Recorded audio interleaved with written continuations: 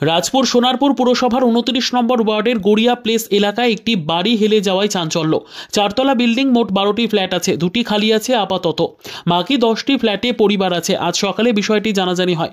খবর পায় নরেন্দ্রপুর থানার পুলিশ ও রাজপুর সোনারপুর পুরসভার ইঞ্জিনিয়াররা ঘটনাস্থলে আসে। তারা পুরো জায়গাটি পরিদর্শন করেন। পুরসভা ও বাসিন্দাদের সাথে কথা বলে জানা গিয়েছে, বাড়িটিতে নির্মাণের ক্ষেত্রে কিছু ত্রুটি আছে। 1999 সালে এই ফ্ল্যাট তৈরি হয়েছিল। তারা ইতিমধ্যে বিশেষজ্ঞের সাথে দেখা করেছেন। প্রয়োজনীয় পদক্ষেপ নেওয়া হবে বলে জানিয়েছেন রাজপুর সোনারপুর পুরসভার পৌর পরিষদ সদস্য নজরুল আলী মণ্ডল।